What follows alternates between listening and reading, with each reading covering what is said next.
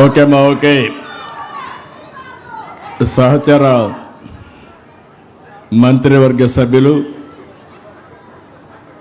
ఈరోజు అమరావతి స్థాయికి రావడానికి కారకులైనటువంటి నారాయణ గారు, సహచర మంత్రివర్గ సభ్యులు జనసేన నాయకులు నాదెళ్ల మనోహర్ గారు, గౌరవ పార్లమెంట్ సభ్యులు భాష్యం రామకృష్ణ గారు, గౌరవ శాసనసభ్యులు తెనాలి శ్రావణ్ కుమార్ గారు, secretary municipal administration Suresh Kumar గారు, చైర్మన్ ఏడీసీఎల్ లక్ష్మీ పార్సార్థి గారు, కమిషనర్ సిఆర్డిఏ విజయరామరాజు గారు, collector district collector Srikanth Varma గారు, ఇప్పుడే వాళ్ళ అభిప్రాయాలు చాలా స్పష్టంగా చెప్పినటువంటి రైతు సోదరులు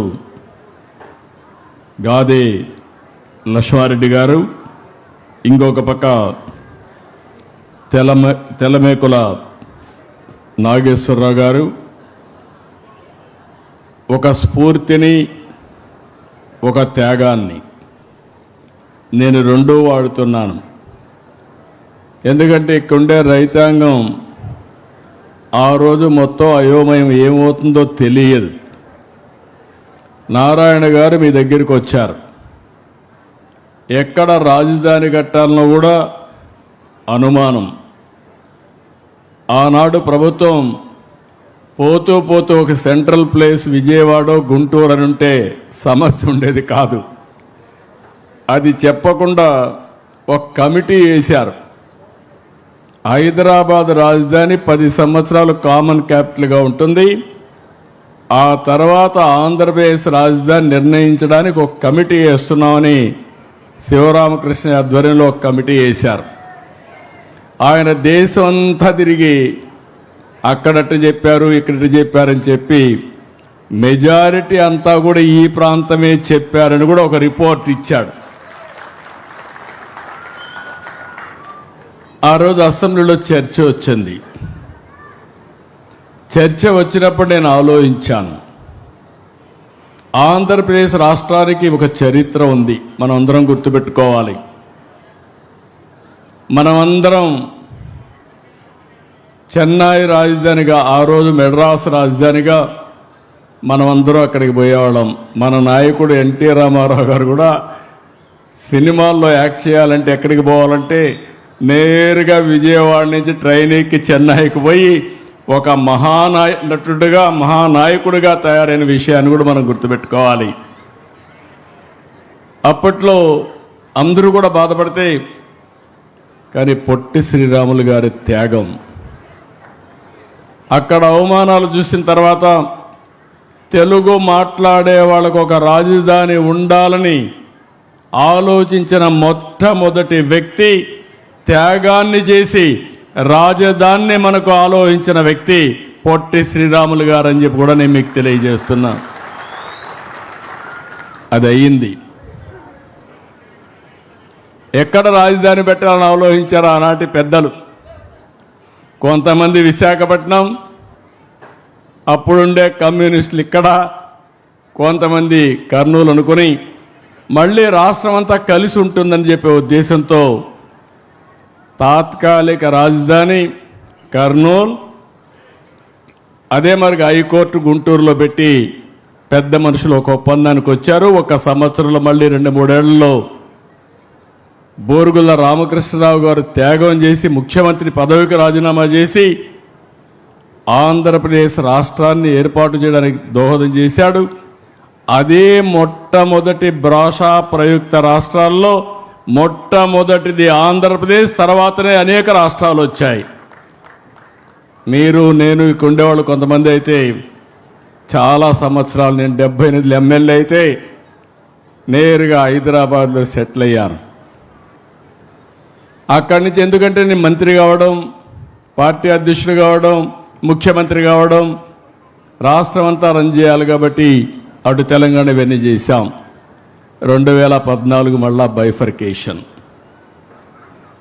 ఆ రోజు కూడా నేను ఒకటి ఆలోచించాను, మీరు గుర్తుపెట్టుకోవాలి. భగవంతుడు నాకు కొన్ని అవకాశాలు ఇచ్చాడు. ఆ అవకాశాలను సద్వినియోగం చేసుకున్నాను.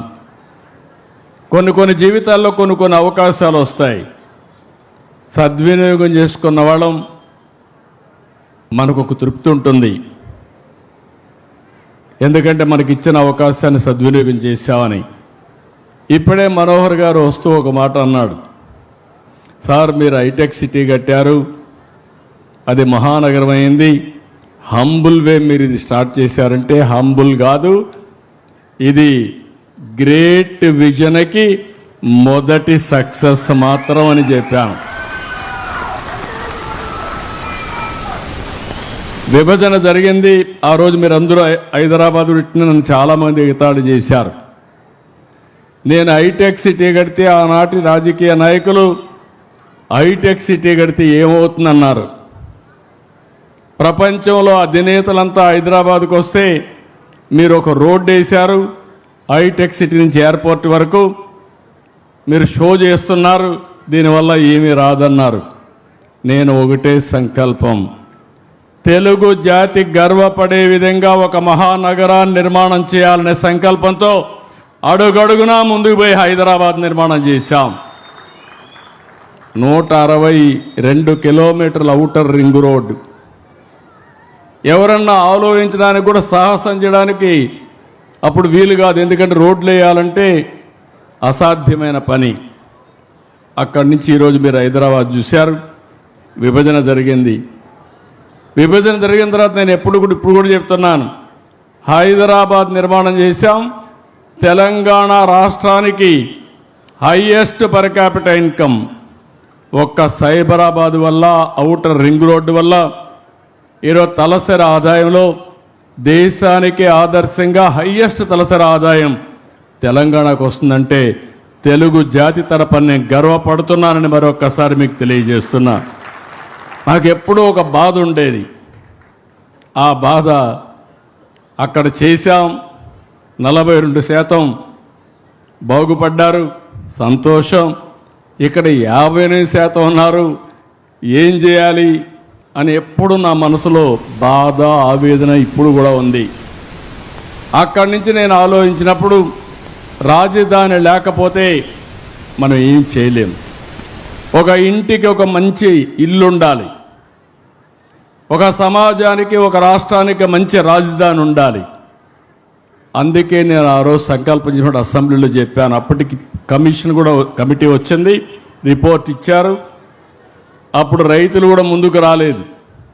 నేను ఆ రోజు మొట్టమొదటిసారిగా ఆలోచించింది, 25 పార్లమెంటుకు సెంటర్ పార్లమెంటు గుంటూరు.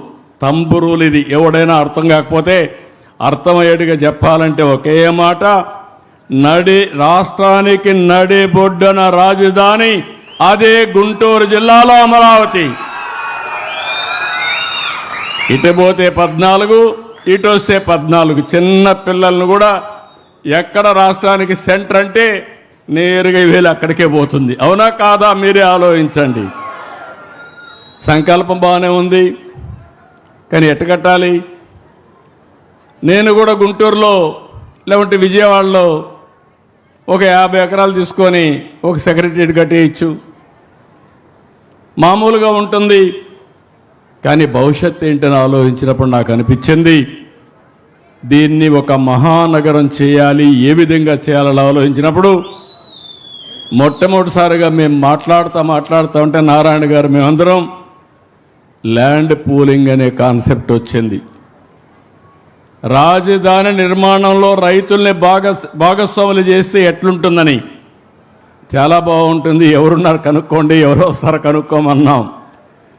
అప్పుడు వస్తే విజయవాడ, గుంటూరు, మంగళగిరి, ఒక పక్కన అమరావతి ప్రాంతం. అక్కడ ఆలోచించినప్పుడు రైతాంగానికి ఆలోచనిస్తే మీరందరూ ముందుకు వచ్చారు. దేనికోసం వచ్చారంటే, నేను సైబరాబాద్ నిర్మాణం చేయకపోయి ఉంటే మీరు వచ్చేవాళ్ళు కాదు, నా మీద నమ్మకం ఉండేది కాదు. ఆ సిటీని చూసిన తర్వాత ఇక్కడ కూడా అలాంటి సిటీ అభివృద్ధి అవుతుంది, మా జీవితాలు బాగుపడతాయని ఏకైక అభిప్రాయంతో నా మీద నమ్మకంతో మీరందరూ ముందుకొచ్చి 58 రోజులు నారాయణ గారు చెప్పినట్టు 33,000 ఎకరాలు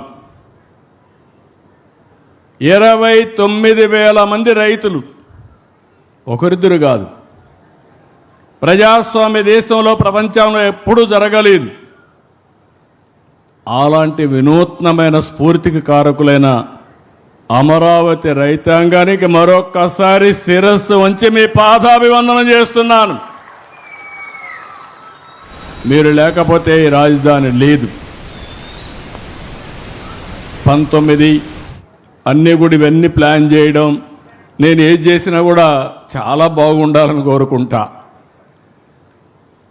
హైదరాబాద్లో హైటెక్ సిటీ కడితే ఎల్ఎన్టీని పిలిపించి 30 సార్లు నమూనా తయారు చేసిన తర్వాత హైటెక్ సిటీ అంటే ఇట్లా ఉండాలని ఫైనలైజ్ చేశాం కాబట్టి వాజ్పేయి గారు వచ్చి ఇనాగ్రేట్ చేశారు.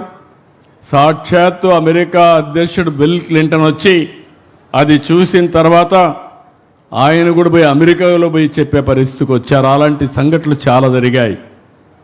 అక్కడి నుంచి మీరు ల్యాండ్ ఇచ్చిన తర్వాత నేను ఆలోచించి, ఒకప్పుడు హైదరాబాద్ నిర్మాణానికి సైబరాబాద్ నిర్మాణానికి నేను అమెరికాకి వెళ్ళాను 15 రోజులు. ఈసారి అమరావతి నిర్మాణానికి మొట్టమొదటిసారిగా నేను వెళ్ళిన దేశం సింగపూర్ దేశం అని చెప్పి కూడా నేను మీకు తెలియజేస్తున్నా. ఎందుకు సింగపూర్కి వెళ్ళానంటే, Singapore city one of the best livable city. వాళ్ళు అంచెలంచెలుగా చేశారు. ఒక ఫిషర్మెన్ విలేజ్.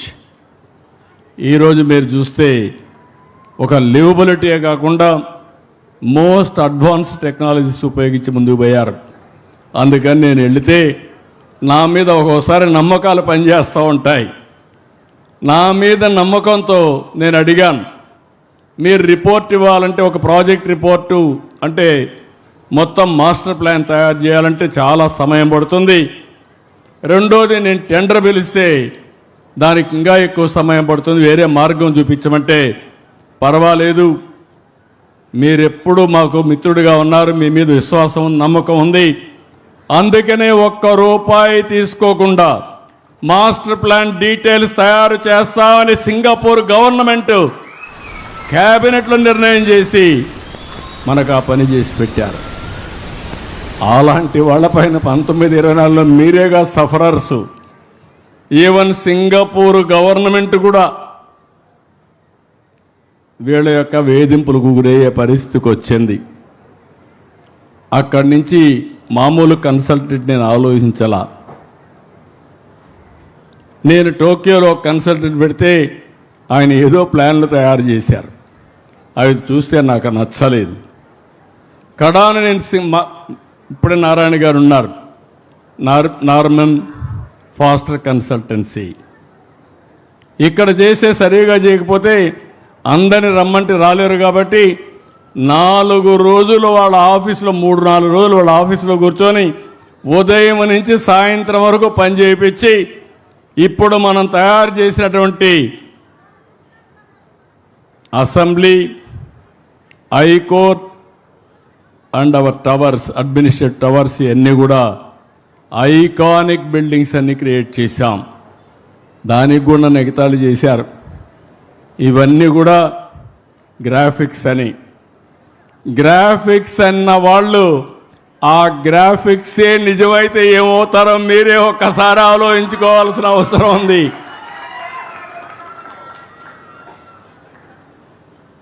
ఇప్పుడు ఇక్కడికి వచ్చినప్పుడు నేను ప్రతిరోజు 2 నిమిషాలే దేవుణ్ణి ప్రార్థిస్తా, దండం పెట్టుకుంటా, అందరూ బాగుండాలని కోరుకుంటా. నాకు చిన్నప్పటి నుంచి వెంకటేశ్వర స్వామి మా కుల దైవం. మా ఇంటి దగ్గర చూస్తే మంగాపురం సైడ్ నామాలు కనపడుస్తూ ఉంటాయి. అది నాకు ఒక స్ఫూర్తి. నేను దేవునికి దండం పెట్టుకున్నప్పుడు ఇంకొక విషయం కూడా చెప్పాలి. ఇప్పుడు ఇలాంటి సమయాల్లో కొన్ని రీకలెక్ట్ చేసుకోవాలి. నేను అమరావతి ఇక్కడ రాజధాని కడతానంటే రామోజీరావు గారు నాకు ఫోన్ చేశాడు. ఫోన్ చేసి, బాబు గారు మీరు రాజధాని కడుతున్నారు, పేరు ఏం పెట్టబోతున్నారు అనేది నాకు కొన్ని రిజర్వేషన్స్ ఉన్నాయి. నాకుండే అనుభవంతో నా మీడియా అంతా ఉపయోగించి నేను రీసెర్చ్ చేశాను. ఆ ప్రాంతానికి ఒక చరిత్ర ఉంది. ఆ ప్రాంతానికి సరైన పేరు అమరావతి అవుతుంది, మీరు ఆలోచించండి అని ఆయన ఒక రీసెర్చ్ పేపర్ నాకు పంపించాడు. అంటే మంచి పని చేస్తే అందరూ సహకరిస్తారనే దానికి ఇది ఒక ఉదాహరణ. ఆ పేరినంగానే నాకు కూడా ఒక మనసు ఉప్పొంగింది, జలధరించింది. దానికి కారణం ఆ పేరు పెడతామని అనౌన్స్ చేస్తే ఇంతవరకు అపోజ్ చేసిన వ్యక్తి కానీ ప్రత్యామ్నాయ పేరు చెప్పిన వ్యక్తి కానీ లేరంటే అది అమరావతి ప్రభావం. అక్కడి నుంచి అసెంబ్లీలో నేను అనౌన్స్ చేసినప్పుడు మీరు చూసుంటారు, నాకు పెద్ద సమస్య. హైదరాబాద్ అసెంబ్లీలో, ఓల్డ్ అసెంబ్లీలో ఆంధ్రప్రదేశ్ సమావేశాలు. నేను ఆ సమావేశాలు అనౌన్స్ చేస్తే అడ్డం పడాలంటే నేను ఆ రోజు ఆలోచించి ఏ ప్రాంతానికి ఏ విధంగా చేస్తానో, సైబరాబాద్ నిర్మాణ అభివృద్ధి జరిగిన తర్వాత కొన్ని అనుభవాలతో ఏదైతే అభివృద్ధి వికేంద్రీకరణ జరగాలని అన్ని జిల్లాలకు ఏమేం చేయబోతానో ఒక బ్లూ ప్రింట్ ఇచ్చాను.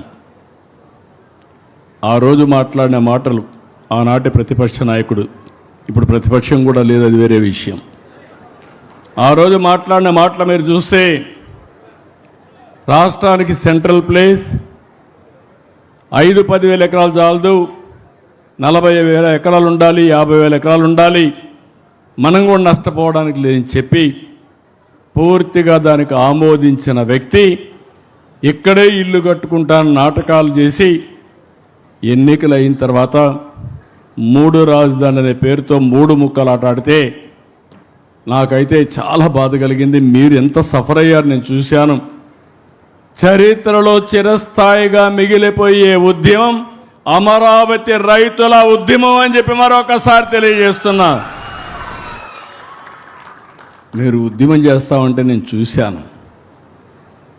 కడాన నేను పార్టీ అకౌంట్లో డబ్బులు కూడా లేదు మీకు సహాయం చేద్దామంటే, అలాంటి సందర్భాన్ని కూడా నేను ఫేస్ చేశాను. కోర్టులో చూస్తే ఆ వాద్యాలకు డబ్బులు ఎంత అవుతుందంటే, ఒక మంచి అడ్వకేట్ రావాలంటే అతనికి లక్షల రూపాయలు ఇస్తే తప్ప ఒక్కొక్క ఆర్గ్యుమెంట్కి 50, ఒక రోజు ఆర్గ్యుమెంట్కి 50 లక్షలు వచ్చిపోవాలంటే.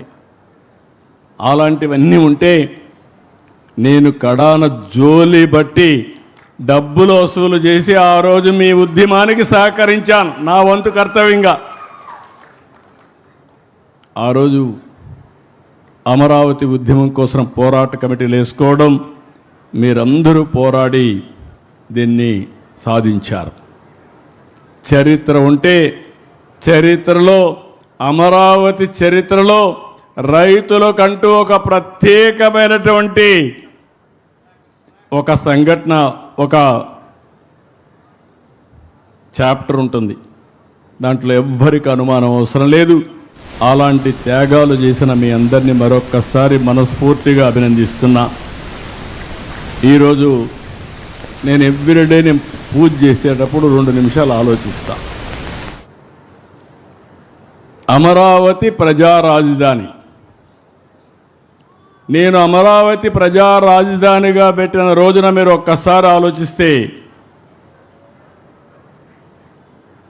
దేశంలో ఉండే, రాష్ట్రంలో ఉండే అన్ని గ్రామాల్లో పవిత్రమైన మట్టిని, ఆ గ్రామంలో ఎక్కడుంటే అక్కడ పవిత్రమైన జలాలను తీసుకొని అక్కడుండి పవిత్ర ఆలయాలు, అది చర్చ్ కావచ్చు, మసీదు కావచ్చు, ఇంకొక దేవాలయం కావచ్చు, ఏదైనా కానీ అక్కడ పూజలు చేసి అవన్నీ ఇక్కడ తీసుకొచ్చాం. దేశంలో, ప్రపంచంలో ఉండే పవిత్ర దేవాలయాలని తీసుకొచ్చాం. నేనే హెలికాప్టర్లో కూడా తిరిగి మొత్తం ఏరియా అంతా ప్రక్షాళన చేసాం, అన్నీ ఇది చేశాం. ఆ మహిమ ఊరికే పోదు. అందరూ దేవుళ్ళ యొక్క ఆశీర్వాదాలు మన మీద ఉన్నాయి, ఈ యొక్క అమరావతి పైన ఉన్నాయి. రెండవది, అమరావతి దేవతల రాజధాని కూడా. ఇక్కడ ప్రజా రాజధాని మన పురాణాల్లో మనం చదువుకున్నది. అమరావతి రాజధాని, దేవతల రాజధాని. దేవేంద్రుడు అక్కడ రాజు. అదే మరి దేవతల రాజధాని అమరావతి అన్నప్పుడు అమరావతిలో ఇబ్బందులు ఉండవు. ఎక్కడ? స్వర్గంలో. నాకు అదొక స్ఫూర్తి. నేను ఎవ్రీడే దలుచుకున్నప్పుడు ఒకటే దలుచుకుంటాను, వెంకటేశ్వర స్వామి కూడా కలియుగ దేవుడు పుట్టిన స్థలం, నెలచిన ప్రదేశం ఆంధ్రప్రదేశ్ రాష్ట్రం. ఈ విషయం కూడా మీరు గుర్తుపెట్టుకోవాలి. అందుకే మొట్టమొదటిసారిగా అమరావతిలో వెంకటేశ్వర స్వామి దేవాలయాన్ని కూడా నిర్మాణానికి చేపట్టి, తిరుపతి తర్వాత అంత పెద్ద ప్రాముఖ్యత ఉన్న దేవాలయం అమరావతిలో ఉండాలనేది నా ప్రగాఢమైన ఆకాంక్ష. మిగిలిన దేవాలయాలు, చర్చిలు కానీ మసీదులు కానీ అవన్నీ వస్తాయి. ఆ యాంగిల్లో నేను ఎవ్రీడే, మీరు అపార్థం చేసుకోకపోతే, మీరందరూ ఆశ్చర్యపోకపోతే, నేను ఒకటే కోరుకుంటా, అమరావతి ప్రజా రాజధాని, అమరావతి దేవతల రాజధాని, కలియుగ దేవుడు వెంకటేశ్వర స్వామి. నేను ప్రతిరోజు వర్చువల్గా ఆయన దగ్గరికి వెళ్తాను, ప్రార్థన చేస్తాను. ప్రార్థన చేసి ఏం చేస్తానంటే, నాకు శక్తినివ్వండి, మంచి ఆలోచననివ్వండి, అమరావతి రాజధాని ప్రపంచంలో నెంబర్ 1 రాజధానిగా తయారు చేయడానికి ఆశీర్వదించమని కోరుకుని, అక్కడి నుంచి ఇంకెదురు తిరగను. నేను వెనక్కి ముందుకు చూడను. ఒక అమరావతి కాదు, రాష్ట్రం మొత్తం అభివృద్ధి కావాలి. అందుకే నేను కోరుకునే ప్రార్థనలో హెల్తీ, వెల్తీ, హ్యాపీ సొసైటీ. ఇది నా ప్రేయర్లో ఎప్పుడూ ఉంటుంది. అంటే అందరికీ ఆరోగ్యం ఉండాలి, అందరూ కూడా డబ్బులు ఉండాలి. డబ్బులు లేకుండా, పేదరికం, తిండి లేకుండా ఉంటే మనం ఎన్ని సిద్ధాంతాలు చెప్పినా సిద్ధాంతాలుగానే మిగిలిపోతాయి. మూడోది, ఆనందం ఉండాలి. ఆనందం లేని లైఫ్ వృధా. అందుకే నేనున్నా, మా వాళ్ళు ఆ పక్కన వస్తూ ఉంటే, ఆ పక్క ఈ పక్క బ్రిడ్జికి గోడలు కట్టారు. తొంగి చూస్తే నీళ్లు పోతా ఉంటే, ఆహ్లాదకరంగా నీళ్లు ఉంటే, పైన కొండల్లో పచ్చదనం. ఈ పచ్చదనం ఎక్కడా ఉండదు, అది కూడా గుర్తుపెట్టుకోవాలి. ప్రత్యేకమైన పచ్చదనం ఉండే ఏకైక ప్రదేశం మన అమరావతిని. అలాంటి పచ్చదనానికి ఎందుకు ఈ మాట వాడుతున్నానంటే, వేరే ప్రాంతాలు ఇంత థిక్ ఇది రాదు. భూమి సారవంతంగా వచ్చి ఏదైనా కావచ్చు. మేము ఎన్నికల్లో ఒక మాట చెప్పాం, నేను మా మిత్రుడు పవన్ కళ్యాణ్ గారు ఒక మాట చెప్పాం, ఈ రాష్ట్రాన్ని విధ్వంసం చేశారు. ఎన్నికల ముందు పవన్ కళ్యాణ్ గారు కూడా రాజధానికి వస్తే, మీ సమస్యలు తెలుసుకోవాలని వస్తే, ముళ్ళ కంపలు వేస్తే ముళ్ళ కంపలను కూడా దోసుకొని మీ దగ్గరకు వచ్చిన నాయకుడు పవన్ కళ్యాణ్ గారు. ఈ విధంగా అనేక మంది మనం అందరం కూడా సఫర్ అయ్యాం. ఒకసారి నేను మా మిస్సెస్ వస్తే, మా మిస్సెస్ చూసిన తర్వాత చేతిలో ఉండే గాజులు తీసేసి అమరావతికి డొనేట్ చేసే పరిస్థితికి వచ్చారు. ఇలాంటి వాళ్ళు చాలామంది ఒక నిస్వార్థంగా స్ఫూర్తినిచ్చారు. ఈరోజు ఇవన్నీ ఆలోచించిన తర్వాత మీకు ఒకటే చెప్తున్నాను, అమరావతి ఏ విధంగా ఉంటుందనే దానికి ప్రపంచంలో ఎక్కడా లేని సిటీగా ఉండాలంటే నో పోల్స్. ఎక్కడా పోల్సే కనపడవు.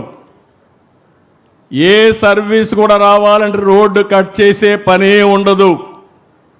నేను హైదరాబాద్ చూసేవాడిని, సెక్రటరియట్ ముందర, అసెంబ్లీ ముందర ఒక ఆయన వచ్చి ఒకసారి రోడ్డు కట్ చేస్తాడు, ఆయన వెళ్ళంగానే ఇంకొక ఆయన వస్తాడు, నేను కరెంటు నీళ్లు తీసుకుపోవాలి, ఆయన కట్ చేస్తాడు, ఇంకొక ఆయన వస్తాడు, మురుగు వస్తూ ఉంది, పైపు లీక్ అయిపోయింది, మళ్ళా రిపేర్ చేయాలి, ఇంకొక ఆయన కట్ చేస్తాడు.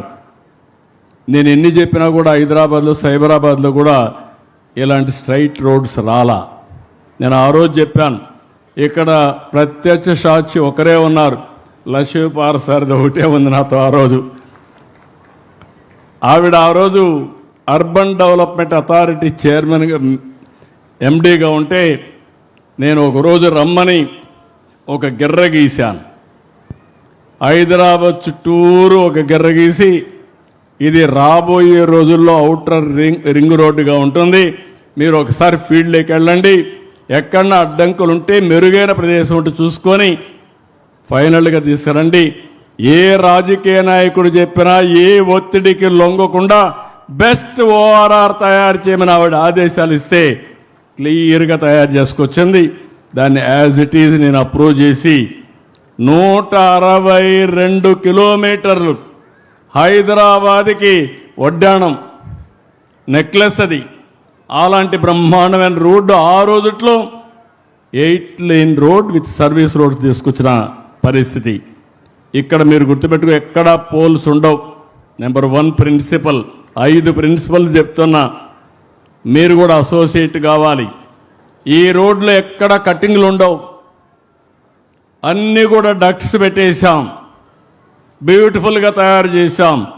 నీళ్లు పోవాలంటే ఒక డక్ట్లో వెళ్తాయి, డ్రైనేజ్ పోవాలంటే ఇంకో దాంట్లో వెళ్తాయి, ఎక్కడికక్కడ ట్రీట్మెంట్ కూడా అయిపోతుంది. ఫ్లడ్ వాటర్ వస్తే ఇంకో దాంట్లో వెళ్తాయి. ఐసిటీ కమ్యూనికేషన్ అంతా కూడా ఒక డక్ట్ తీసుకొస్తాం. కరెంటు కూడా పైన వైర్లు కనపడవు, అది కూడా డక్ట్లో వచ్చి మీ ఇంటి దగ్గర కరెంట్ ఇస్తాం. ఏసీ కూడా సెంట్రల్ డిస్ట్రిక్ట్ కూలింగ్ పెట్టాం. దీనివల్ల ఒక 20% తగ్గుతుంది. గ్యాస్ కూడా సిలిండర్లు రావు, పిఎన్జి ఉంటుంది, కరెంటుతో వంట చేసుకునే పరిస్థితి వస్తుంది, ఎవ్వరు కూడా అటు ఇటు తిప్పే పరిస్థితి ఉండదు. ఇది నెంబర్ 1 ప్రిన్సిపల్. నెంబర్ 2 ప్రిన్సిపల్, ప్రపంచంలో ఎక్కడా లేనిది మనకే ఉంది, నీళ్లు. ఈ సంవత్సరం ఎల్లినో చాలా సమస్యలు ఉన్నాయి. ఆ రోజు దూరదృష్టితో పట్టిసీమ ప్రారంభించి పట్టిసీమ నుంచి కృష్ణా డెల్టాకు నీళ్లు తీసుకొచ్చి ఇచ్చింది 12 సంవత్సరాల కంటే ముందు. ఆ నీళ్లు ఈరోజు శ్రీరామ రక్ష మనకు. రాబోయే సంవత్సరం పోలవరం పూర్తి చేస్తాం. పోలవరం నీళ్ళని కృష్ణా జిల్లా తీసుకొస్తాం. నేరుగా గ్రావిటీతో కృష్ణా డెల్టా పారడమే కాకుండా అమరావతి ఒక పక్కన కృష్ణా నీళ్లు, ఇంకో పక్క గోదావరి నీళ్లు, రెండు చూస్తే అమరావతి మొత్తం నీటి సమస్య ఉండదు. ఇలాంటి బ్రహ్మాండమైన నది ఉండే ఏకైక రాజధాని మన అమరావతి అని మరొకసారి తెలియజేస్తున్నా. లోపల కూడా వాటర్ పెట్టాం, కెనాల్స్ పెట్టాం. విజయవాడలో కూడా 3 కెనాల్స్ ఉన్నాయి. వెస్ట్రన్ డెల్టాకి ఇంకో కెనాలు మనోహర్ నేరుగా తెనాలి వరకు వెళ్తుంది. అది కూడా వాటర్ ట్రాన్స్పోర్టేషన్ కూడా ఉపయోగిస్తాం. నీళ్ళు ఎప్పుడు కూడా మనిషికి ఆహ్లాదకరం. నీటిని చూస్తే టెన్షన్ పోతుంది, ఒక ప్లజెంట్ అట్మాస్ఫియర్ క్రియేట్ అవుతుంది. అందుకే రెండో ప్రిన్సిపల్ కింద బ్లూ సిటీ అంటున్నాను. మొదటిది నో పోల్ సిటీ, రెండోది బ్లూ సిటీ, మూడోది గ్రీన్ సిటీ. బయోడైవర్సిటీలో ప్రపంచంలో నెంబర్ 1 మన అమరావతి. ఏ చెట్టు కావాలన్నా వస్తుంది. చెట్టు ఎప్పుడు కూడా మనకు ఆహ్లాదకరంగా ఉంటుంది, ఆరోగ్యకరంగా ఉంటుంది, మనకు ఆక్సిజన్ ఇస్తుంది. కాబట్టి గ్రీన్ సిటీ కూడా తయారు చేస్తాం. గార్డెన్స్కి ఎక్కువ ఇంపార్టెన్స్ ఇస్తాం. ఇక్కడ మీరు చూసారు, మొన్నటి వరకు చూస్తే ఈ ప్రదేశం ఇంత సుందరంగా ఉండేది కాదు. ఈరోజు చెట్లు పెట్టిన తర్వాత, ఇది చేసిన తర్వాత మనం ఇక్కడికి వస్తానే మన ఊరేనా, నిన్నటి వరకు తిరిగిన కరకట్ట రోడ్డేనా, దాని పక్కనే ఇది వచ్చిందా అని మనకందరికీ ఆశ్చర్యం కలిగే పరిస్థితి. ఈరోజు ఇది చేస్తే నాకు కొంతమంది అంటున్నారు, నిన్నటి వరకు కరకట్ట రోడ్లో పోయి ఎన్నో ఇబ్బందులు పడ్డాం, కొంతమంది చనిపోయాం. ఈరోజు అమరావతి రాజధానికి రాజమార్గాన్ని ఏర్పాటు చేసుకున్నాం. వన్స్ ఈ రోడ్డు ఎక్కితే ఇంకా మీకు అక్కడి నుంచి అనుభూతే. ఇంకా ట్రావెల్ చేయడం అనేది రాజధాని ఎట్లుంటుందో ఊహించుకోవడమే. అలాంటి ఇది ప్రారంభం మాత్రం. ఇక్కడి నుంచి ఈ రోడ్డు నేరుగా పోయి Vijayawada Guntur national highway connect చేస్తాం. తాడేపల్లి ద్వారా పోయి కనెక్ట్ అవుతుంది. ఇలాంటి రోడ్లన్నీ చాలా వస్తాయి. నాలుగోది గ్రీన్ ఎనర్జీ. మీరు ఈ విషయం కూడా గుర్తుపెట్టుకోవాలి. ఇక్కడ వాడే కరెంట్ అంతా మీ ఇంటి పైన మీరందరూ సోలార్ ప్యానెల్స్ పెట్టుకోవాలి. మీరే కరెంట్ ఉత్పత్తి చేసుకోవాలి. చాలకపోతే మేము గ్రీన్ ఎనర్జీ తెస్తాం, అది కూడా ఇక్కడ ఇస్తాం. Net zero, pollution free. అమరావతిలో ఇల్లు కట్టుకున్న వాళ్ళు జీవితకాలం ఇంకొక 20-25 సంవత్సరాలు ఎక్కువగా ఉంటుంది. అది అమరావతి యొక్క ప్రత్యేకత. ఇంకొక పక్క గ్రీన్ ఎనర్జీ పెట్టినప్పుడు పొల్యూషన్ లేకుండా నెట్ జీరో తీసుకొస్తాం. ఇవన్నీ ఉంటే ఆదాయం కూడా కావాలి. కాబట్టి knowledge economy, deep tech capital. First time అమరావతిలో మీరు చూశారు, క్వాంటమ్ వ్యాలీ వచ్చింది. క్వాంటమ్ అంటే ఎవరికి తెలియదు. ఒకప్పుడు ఐటీ మాట్లాడాను, ఇప్పుడు ఏఐ మాట్లాడుతున్నా. Next level quantum. డేటా సెంటర్లు వస్తున్నాయి. మీరు ఇమాజిన్ చేసుకుంటే శారీరక కష్టపడడం కాదు, మైండ్ ఉపయోగించి, సెల్ ఫోన్ ఉపయోగించి మీరు పనిచేస్తే ఆకాశమే హద్దుగా మనం అభివృద్ధి అయ్యే అవకాశం వస్తుంది.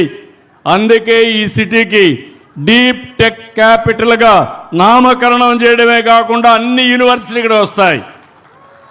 ఎస్ఆర్ఎం వచ్చింది, విట్ వచ్చింది, అమృత్ వచ్చింది, ఎస్ఎల్ఆర్ఐ వచ్చింది.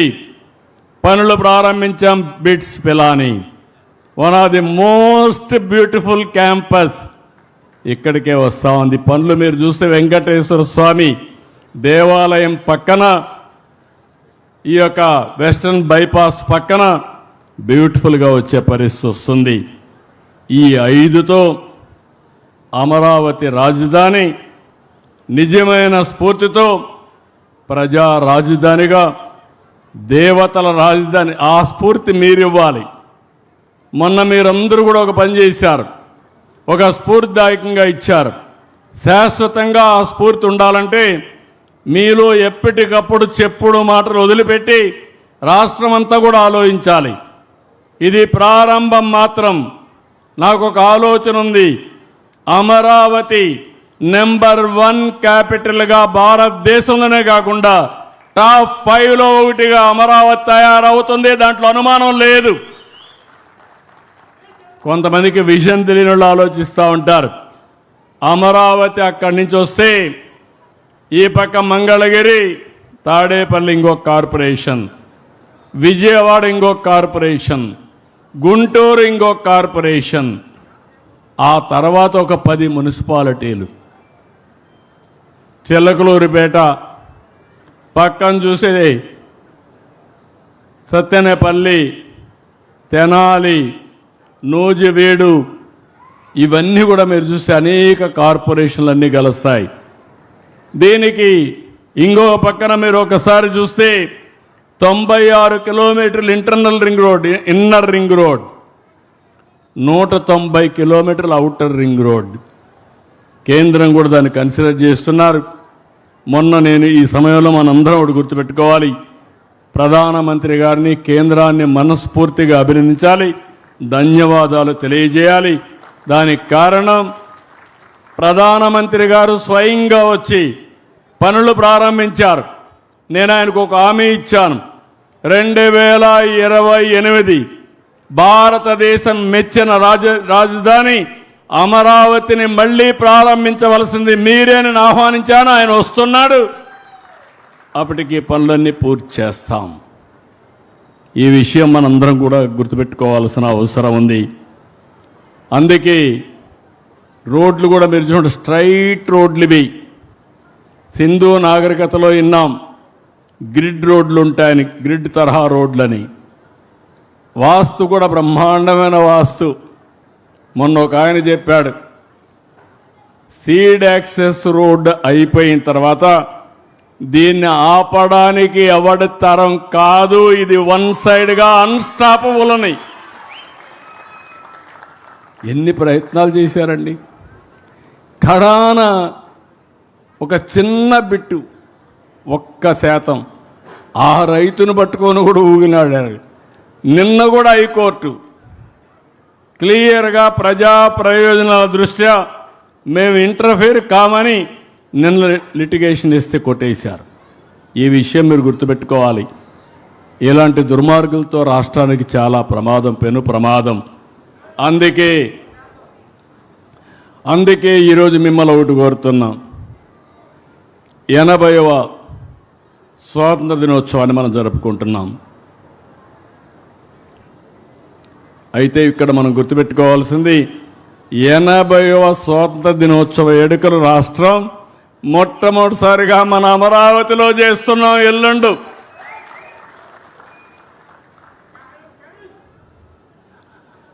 కాబట్టి మీరు గుర్తుపెట్టుకోవాల్సింది దీన్ని ఒక స్ఫూర్తిదాయకంగా మీరు ముందుకు తీసుకుపోయి మనందరం కూడా ఆలోచించాల్సిన అవసరం ఉంది. నేను ఎప్పటికప్పుడు అన్నిటికీ టైం బౌండ్ ప్రోగ్రాం పెట్టుకుంటున్నాను. నాకు చాలా సంతోషం. ఒక పక్క నేను కానీ, పవన్ కళ్యాణ్ గారు కానీ, ఇంకొక పక్క బీజేపీ మన నరేంద్ర మోడీ గారు కానీ, మా ముగ్గురి ఆలోచన ఒకటే. ఆంధ్రప్రదేశ్ రాష్ట్రం అభివృద్ధి కావాలి, ప్రజా సమస్యలన్నీ పరిష్కారం కావాలి, మీ జీవితాలు బాగుపడాలని ఏకైక లక్ష్యంతో నిస్వార్థంగా పనిచేసేది ఈ కూటమి ప్రభుత్వాన్ని మరొక్కసారి మీ అందరికీ విజ్ఞప్తి చేస్తున్నా. ఇక్కడికి వచ్చిన తర్వాత 2047 ఇక్కడ ఒక మాట చెప్పాలి. చంద్రబాబు నాయుడు అనే నేను రాజధానికి సంకల్పం చేశాను అమరావతిగా. ఆ సంకల్పాన్ని అనునిత్యం ఫాలో చేస్తూ ఈరోజు ఈ స్థాయికి తీసుకొచ్చాం. 2047కి ఈ అమరావతి రాజధాని నెక్స్ట్ స్థాయికి తీసుకొస్తాం. పవన్ కళ్యాణ్ అనే నేను పూర్తిగా సహకరించి ఇద్దరం కలిసి పనిచేస్తున్నాం. కాబట్టి రాష్ట్రానికి ఒక చరిత్ర తిరగ రాయబోతున్నామని మరొకసారి మీ అందరికీ హామీ ఇస్తున్నా. నరేంద్ర మోడీ అనే నేను ప్రధానమంత్రిగా మనకు సహకారం ఇచ్చారు కాబట్టి ఈరోజు ఊహించినటువంటి ప్రగతికి మనం నాంది పలికాం. ఇక్కడ మిమ్మల్ని అడుగుతున్నా అనే నేను, మీరు కూడా అనే నేనే. మీకు ఒక పేరుంది, అనే నేను అనే పేరు పెట్టుకొని వికసిత్ భారత్ వస్తుంది 2047, స్వర్ణ ఆంధ్రప్రదేశ్ అవుతుంది 2047కి. మరి మీరు ఎక్కడుంటారు? అందుకే మిమ్మల్ని అడుగుతున్నా అనే నేను, మీరు కూడా ఏం చేయాలంటే ఒక చేత్తో నేషనల్ జాతీయ జెండా, హృదయంలో పవిత్ర సంకల్పం, అజెండా, మీ అజెండా మీరు సంకల్పం చేయాలి. మాటలు చెప్తే లాభం లేదు. మీరేం కావాలనుకుంటున్నారు? ఏ స్థాయిలో ఉండే వ్యక్తి అయినా ఏమి కావాలి అనుకుంటున్నారో ఒక సంకల్పం చేయాలి. ఆ సంకల్పం గుర్తు రావడానికి పిల్లలకు ఒక కార్యక్రమం చేశాం మేము. స్కూల్లో గ్రీన్ పాస్పోర్ట్ ఇచ్చి ఒక చెట్టు పెట్టమన్నాం. ఆ చెట్టు పెట్టి ఎవ్రీడే నీళ్లు పోయమన్నాం. ఆ చెట్టును చూసుకొని నీ సంకల్పాన్ని మళ్ళీ రివ్యూ చేసుకోమన్నాం, పునరుద్ధరించుకోమన్నాం. 2 కూడా ప్యారలల్గా తీసుకుపోమన్నాం.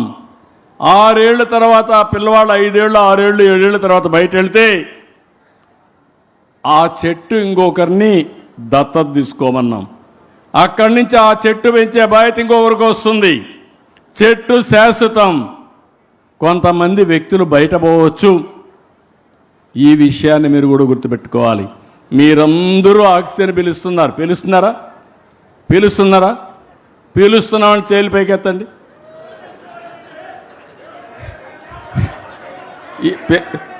పేల్చకపోతే మేము పేల్చడం లేదు, మాకు ఆక్సిజన్ అవసరం లేదని చేతులు పైకెత్తండి. వాళ్ళు కాసేపు ముక్కు మూసుకోమన్నాం, ఏమవుతారో చూద్దాం. అయితే ఆక్సిజన్ ఎక్కడి నుంచి వస్తుంది? చెట్టు నుంచి వస్తుంది. మీరేం చేస్తున్నారు? కార్బన్ డైఆక్సైడ్ వదిలిపెడుతున్నారు. కార్బన్ డైఆక్సైడ్ని ఆక్సిజన్గా కన్వర్ట్ చేయాలి, చెట్టు కావాలి. మీరు మాత్రం చెట్లు పెట్టరు, చెట్లు నరకుతారు. ఎట్లా?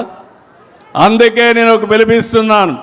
రాష్ట్రంలో ప్రతి ఒక్క వ్యక్తి మీ ఇంట్లో కానీ, మీ ఆఫీసులో కానీ, మీ పొలంలో కానీ ఒక చెట్టు పెట్టే బాధ్యత మీరు తీసుకోవాలి. ఆ చెట్టును పెంచాలి. ఆగస్టు 15న మీరు ఒక సంకల్పం చేస్తారు. ఆ సంకల్పం మీ గుండెలో పెట్టుకుంటారు జ్ఞాపకానికి. ఇంకొక పక్క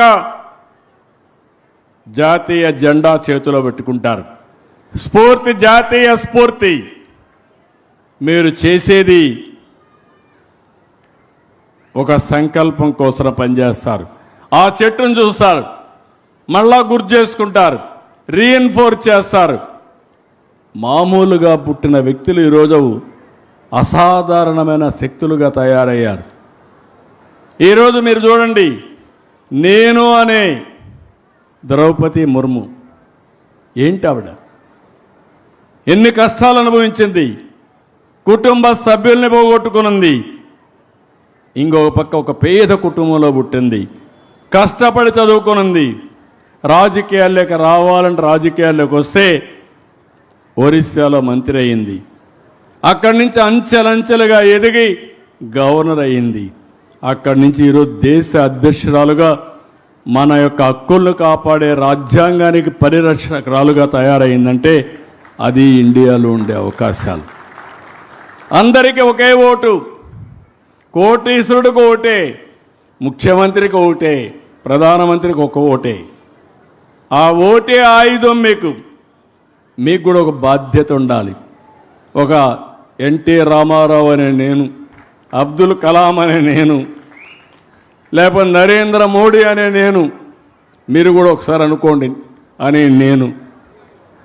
మీకు శక్తి ఉంది, సామర్థ్యం ఉంది.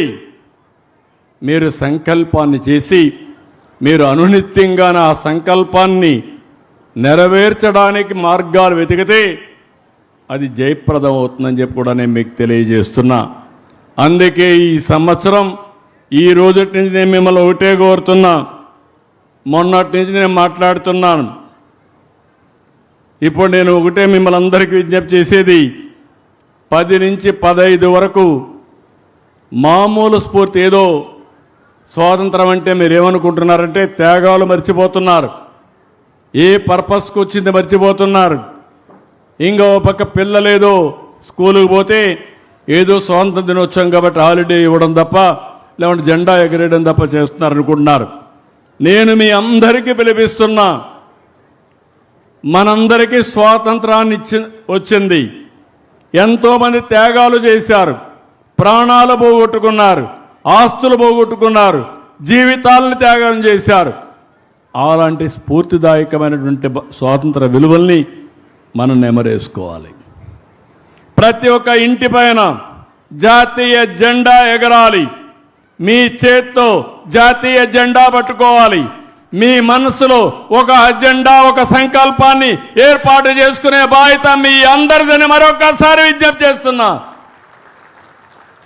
ఇక్కడుండేవాళ్ళు కాదు, రాష్ట్రంలో అందరూ కూడా ఇదే ఆలోచించాలి.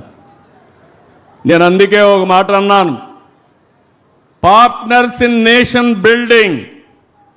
మీరేమనుకుంటున్నారంటే దేశ నిర్మాణంలో భాగస్వాములం, ఏదో యుద్ధం చేస్తేనే దేశ నిర్మాణం అనుకుంటున్నారు.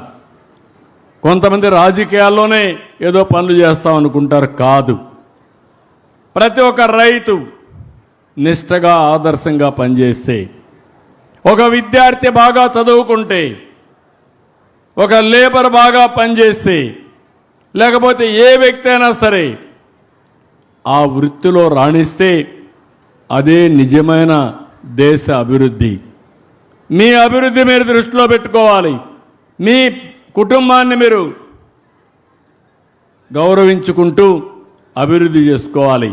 మీ గ్రామం, మీ మండలం, మీ ప్రాంతం ఇది మనందరి బాధ్యత. మనం ఒక్కరే బాగుంటే లాభం లేదు. మన దగ్గర వేల కోట్ల రూపాయలు ఉంటాయి, ఇంకొకటి తినడానికి తిండి లేదు. ఏంటి ఆ సమాజం? అనారోగ్య సమస్య, ట్రీట్మెంట్ ఇచ్చుకోవాలని డబ్బులుండవు. ఎందుకు ఈ దౌర్భాగ్యం? ఈ విషయాలు మీరు ఆలోచించాలి. ఈ స్ఫూర్తిని అన్ని మండలాల్లో చేయాలి. ఈ రోజటి నుంచి ఎల్లుండి వరకు ప్రతి ఇల్లు, ప్రతి ఆఫీసు, ప్రతి వాణిజ్య సంస్థ జాతీయ జెండాతో రెపరెపలాడాలి. స్ఫూర్తిదాయకంగా ముందుకు పోవాలి. జాతిని మొత్తం స్ఫూర్తితో నింపే బాధ్యత మీ అందరిది. రేపు ఈరోజు ఎక్కడికక్కడ మండలాల్లో, అసెంబ్లీ నియోజకవర్గాల్లో ఎక్కడికక్కడ పెద్ద పెద్ద ర్యాలీలు కూడా తీయాలి. సంఘీభావ యాత్ర చేయాలి. తిరంగా ర్యాలీలు ఎక్కడికక్కడ చేయాల్సిన అవసరం ఉంది. ఇలాంటి కార్యక్రమాలు చేసి ఒక్క ఆఫీసర్లే కాకుండా, మంత్రులే కాకుండా, ఎమ్మెల్యేలే కాకుండా ఇది ప్రజా ఉద్యమంతో 80వ స్వాతంత్ర దినాన్ని మనం జరుపుకోవాలి. ఇక్కడి నుంచి ఒక రోజు కాదు, రాబోయే 21 సంవత్సరాలు మీకు పిలిపిస్తున్నా. మీరు అవునన్నా కాదన్నా భారతదేశం 2047కి నెంబర్ 1 దేశంగా ప్రపంచంలో తయారయ్యే శక్తి, సామర్థ్యం భారతదేశానికి ఉన్నాయి. అదే సమయంలో మనం ఆలోచించేది 2047కి స్వర్ణ ఆంధ్రప్రదేశ్గా తయారు చేసుకుంటాం. ఈ రెండు కూడా ఒకదానికొకటి సమన్వయం చేసుకుంటూ ముందుకు పోతాం. కాబట్టి మిమ్మల్ని అందరినీ కోరుతున్నా, ఈ రోజు నుంచి మీరు ఆ స్ఫూర్తి రావాలి. ప్రతిరోజు నేను మీకు గుర్తు రావాలి. నేను ఒక బ్రాడ్ విజన్ ఇచ్చాను. మీరందరూ ముందుకు వచ్చి మార్పులు చేయమంటే చేస్తాను. అమరావతి ఏ విధంగా ఉండాలనో చెప్పాను. ఈ అమరావతిలో ఇంకా ఏం చేస్తే బాగుంటుందో మీరు కూడా ముందుకు రండి. మీ ఆలోచనలు ఇవ్వండి.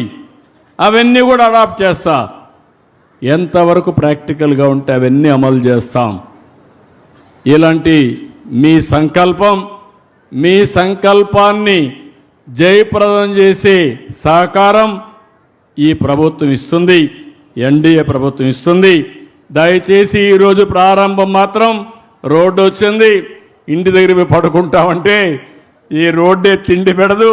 రేపటి నుంచి ఇంకా ప్రతి ఒక్క రోడ్డు పూర్తి కావాలి, ప్రతి బిల్డింగ్ పూర్తి కావాలి. ఇది ఒక ఎకనామిక్ క్యాపిటల్ కావాలి. ఇది 5 కోట్ల తెలుగు ప్రజలకు రాజధాని కావాలి. ప్రతి ఒక్కరి కోరికలు నెరవేర్చే సంకల్ప సిద్ధికి ఇది కేంద్రం కావాలని మనస్ఫూర్తి కోరుకుంటున్నా. ఎల్లుండి బ్రహ్మాండంగా మనం చేసుకుందాం. కాబట్టి మీరందరూ మళ్ళా ఇంట్లో పడుకుంటే స్ఫూర్తి రాదు. ఇలాంటి స్ఫూర్తిదాయకమైన మీటింగులకు రావాలి. ప్రతి ఒక్కరూ ఎల్లుండి అందరం కూడా ఆగస్టు 15వ తారీఖున స్వాతంత్ర దిన సమరంలో పోరాడిన యోధులకి నివాళులర్పించడమే కాకుండా జాతీయ స్ఫూర్తిని పెంచుకుందాం. అందరం భాగస్వాములు అవుదామని చెప్పి తెలియజేసుకుంటూ మరొక్కసారి ఈరోజు ఐఎమ్ వెరీ హ్యాపీ, చాలా ఆనందంగా ఉన్నా. మొదటి మెట్టెక్కాను. ఇంతవరకు మెట్లే కడుతున్నాం. అలాంటిది ఈరోజు మొదటి మెట్టెక్కాం. ఇక్కడి నుంచి ఇంక రాబోయే రోజుల్లో ఒక్కొక్క మెట్టే ఎక్కుతూ చివరి మెట్టు వరకు ప్రయత్నం చేస్తూనే ఉండాలని కోరుకుంటూ ఈ కార్యక్రమంలో ఒక పవిత్రమైన కార్యక్రమం. ఈ కార్యక్రమంలో భాగస్వాములైన మిమ్మల్ని అందరినీ, ప్రత్యేకంగా రైతులందరినీ మనస్ఫూర్తిగా అభినందిస్తూ అందరికీ ధన్యవాదాలు, కృతజ్ఞతలు. Thank you. మళ్ళీ ఒకసారి భారత్ మాతాకి అంటే గట్టిగా చెప్పాలి, భారత్ మాతాకి.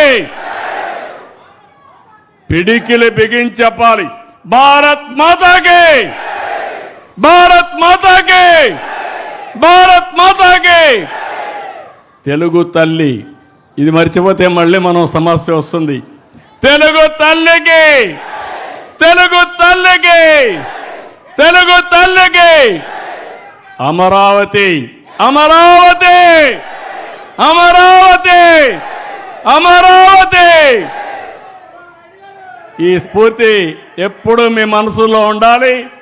ఇది గుర్తుండాలని కోరుకుంటూ అందరికీ నమస్కారాలు, ధన్యవాదాలు. Thank you. వారి మాటలు స్ఫూర్తినిస్తాయి, వారి సంకల్పం మార్గం చూపుతుంది, వారి ఆచరణ అభివృద్ధిని సృష్టిస్తుంది. ఈ రోజు ప్రారంభమైన